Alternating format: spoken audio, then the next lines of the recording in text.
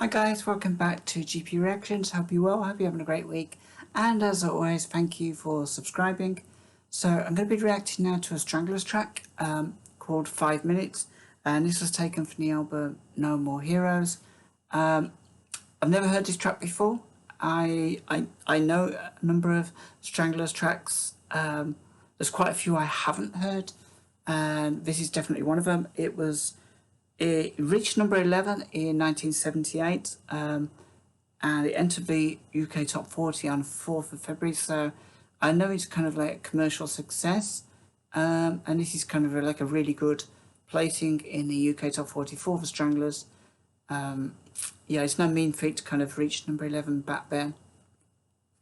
And a lot of the songs that entered the UK Top 40 in the 70s and 80s whereas in a lot of cases, some of them were like real slow burners. So yeah, it's really good that they hit number 11. But like I said, I've never heard this track before, so I'm really looking forward to it. What was it taken from? Yeah, this was taken from the album No More Heroes. So yeah, without further ado,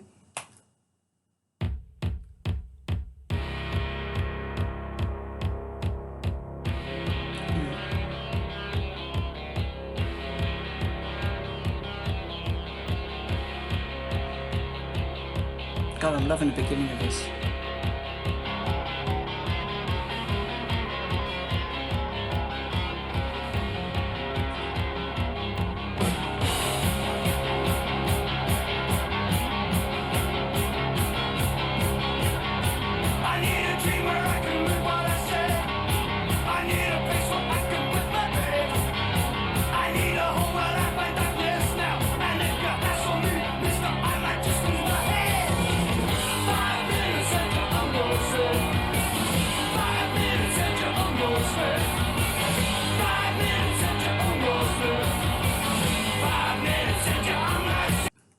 I'm not sure about who's singing this. If anybody know who's on the lead vocals here, I'd be kind of really happy for you to kind of tell me.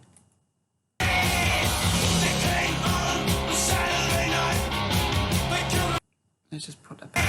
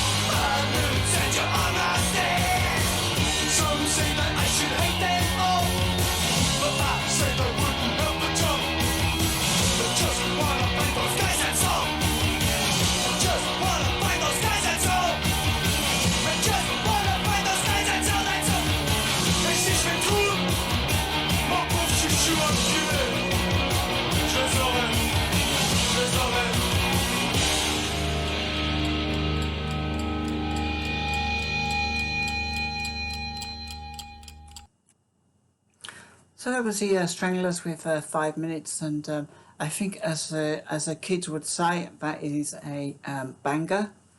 That's dope. I think those are two expressions that the youth of today generally use to describe a song that's kind of really, really good. And I really, really enjoyed this.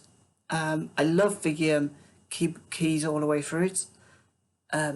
It seemed very, that it felt, I could feel there was an anger about this song, and some of the lyrics kind of reflected an angry kind of frustration as well. But yeah, I love the keys all the way through. They kind of dominated.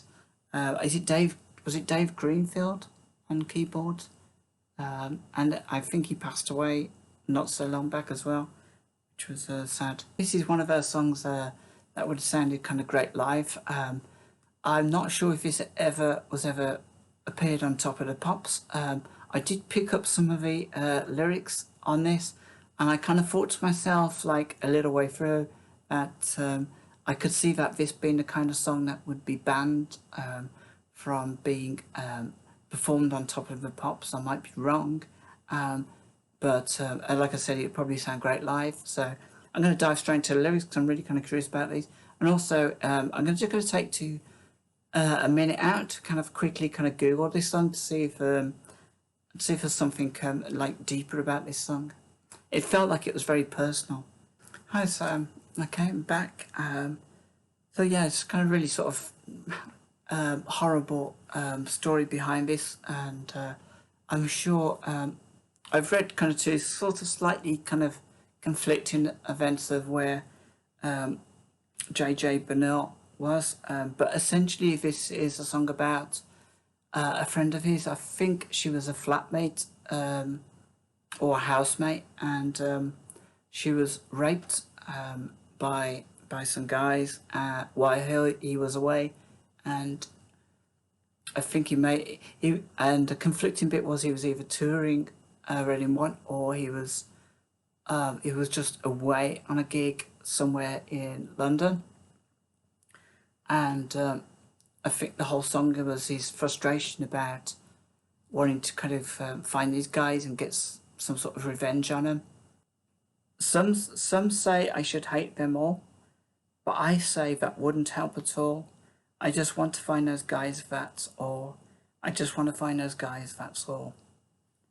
And this is kind of really interesting because this is one of those situations where people want to be, if something happens to you or happens to somebody, and you feel a lot of anger towards the person that did this or the people that did this, other people who want to, what's the word, they want to kind of comfort you, they want to sympathize with you, and they want to kind of feel that they've got your back. But the words that people use are sometimes they want to generalize about other cultures, other races, and I think in doing so it detracts from your anger. I mean, if somebody does something unspeakable like this, you want to find that person. You don't want to find somebody that looks like them, or you want to find those specific people. But other people use that as an opportunity to express their, I guess, bigotry. And I'm sure in the heat of the moment, when people put those ideas in people's heads, you have to count to 10 and kind of think objectively about, what's happened, the crime, and who is exactly to blame, and not generalise too much. And that is probably I guess that's the best way I can kind of really put this. It must have been kind of really horrible, and he really must have. It's one of those situations where, even though this dreadful thing has happened to somebody, he is actually kind of, and I think it's JJ Burnell who, it's definitely him who was the housemate, and he kind of feels this like guilt of not being there, and in reality, I guess, you know, one man against 5 guys with knives. That could have, you know, that could have turned out pretty differently as well. So, and do you know what? In life, these things happen. Some, you know, terrible things happen. We kind of read about them.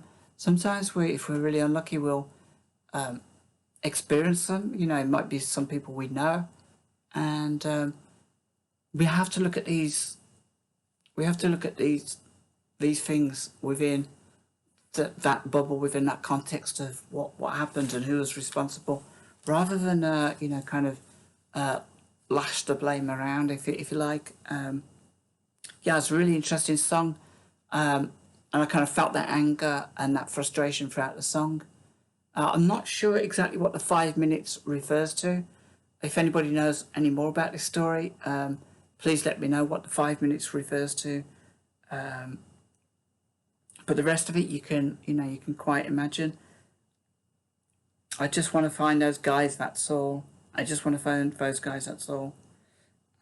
Some say I should hate them all, but I say that wouldn't help at all. So it's kind of great that when he wrote this song, and I think it was about a year or so after the event, and it's great that when he wrote this song, he was very aware of who was to blame and who was not to blame. And yeah, I mean, it's a great song. I think the Stranglers are really kind of great at touching on certain issues like this.